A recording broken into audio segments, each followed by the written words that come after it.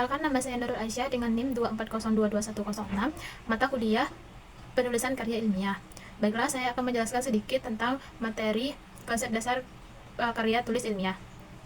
Konsep dasar karya tulis ilmiah adalah kerangka berpikir ilmiah yang merupakan landasan yang memberikan dasar-dasar pemikiran, gagasan, ide, dan karya intelektual yang lebih kuat sebagai tempat berdirinya hasil-hasil penelitian.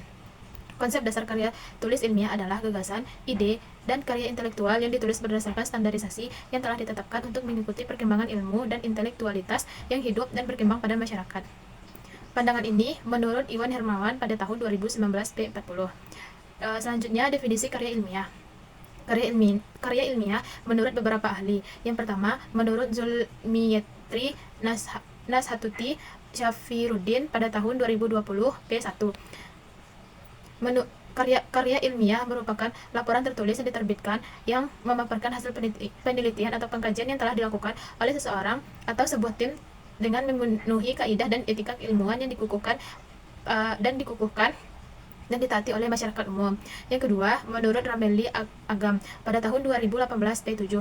Menurutnya, karya tulis ilmiah merupakan karya tulis yang disusun berdasarkan hasil penelitian yang memenuhi syarat-syarat ilmiah tertentu dan digunakan untuk tujuan tertentu. Yang ketiga, menurut Iwan Hermawan 2019 P2, karya tulis ilmiah merupakan tulisan yang membahas ilmiah pengetahuan berdasarkan hasil penelitian atau kajian komprehensif, dimulai dari menyelidiki, mengamati, mengumpulkan data, hingga membuat kesimpulan yang berupa jawaban ilmiah. Disusun secara sistematis dengan menggunakan bahasa yang benar, dan hasilnya dapat dipertanggungjawabkan. Yang keempat, menurut Mohtamrin Ahmad Syaifullah, Umi Anis, Roi Satin 2018 P8. Menurutnya, karya ilmiah adalah karya tulis yang memuat pemikiran tentang suatu masalah atau topik tertentu yang ditulis secara sistematis disertai dengan analisis yang logis dan objektif. Secara umum, karya tulis ilmiah dibagi menjadi dua. Yang pertama, karya tulis ilmiah berupa hasil penelitian. Contohnya seperti skripsi, tesis, masalah hasil penelitian, dan lain-lain. Yang kedua, karya tulis bukan ilmiah atau bersifat hasil pemikiran konseptual penulis, seperti artikel teoretik, makalah teoretik, buku ajar, dan lain-lain. Selanjutnya itu fungsi karya tulis ilmiah menurut Iwan Hermawan tahun 2019 P35. Yang pertama yaitu prediksi atau prediction, yaitu dapat membantu mengantisipasi kemungkinan yang terjadi pada masa mendatang. Yang kedua, penjelasan atau explanation. Karya ilmiah dapat menjelaskan suatu hal yang sebelumnya tidak diketahui, tidak jelas, dan tidak pasti. Yang ketiga itu pengawasan atau kontrol.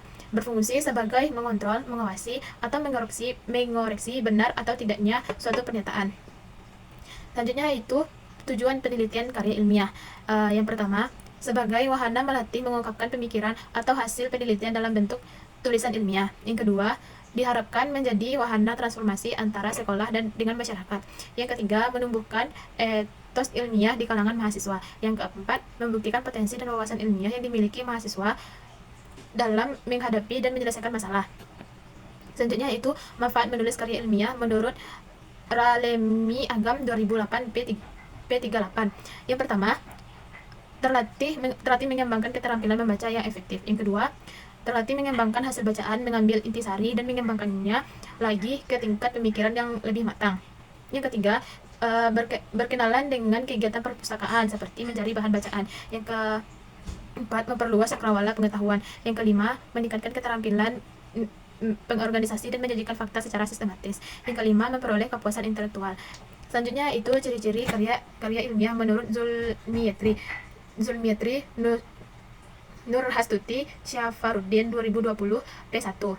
Yang pertama yaitu ditulis secara sistematis. Yang kedua, tulisan didukung oleh data yang objektif. Yang ketiga, argumen teori yang benar, sahih, dan relevan. Yang ketiga, objektif. Yang keempat, ditulis berdasarkan penalaran yang logis. Yang kelima, mengaitkan argumen empiris dan argumen teoritis. Selanjutnya yaitu karakteristik karya ilmiah. Yang pertama, sistematis. Karya ilmiah dapat dikatakan sistematis apabila mengikuti pola-pola tertentu. Yang kedua, bahasa yang digunakan adalah bahasa yang formal, seperti menggunakan bahasa baku, efektif, tidak bermakna ganda, dan lain-lain. Yang ketiga, pembahasan masalah harus mengacu pada kerangka pemikiran atau teori. Yang keempat, rasional. Karya ilmiah harus menonjolkan pemikiran yang logis. Yang kelima, objektif. Setiap informasi harus faktual, yaitu menyajikan fakta sesuai kebenaran.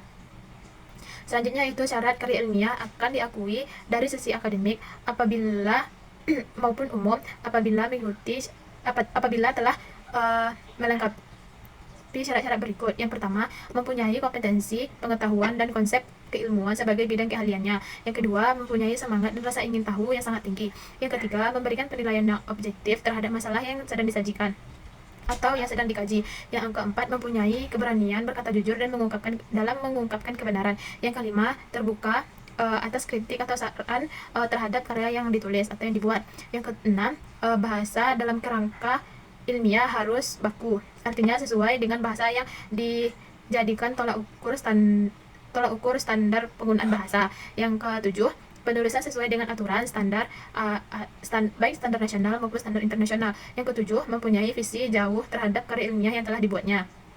Baiklah, sekian video yang dapat saya sampaikan. Terlebih dan terkurangnya saya mohon maaf. Saya akhiri. Assalamualaikum warahmatullahi wabarakatuh.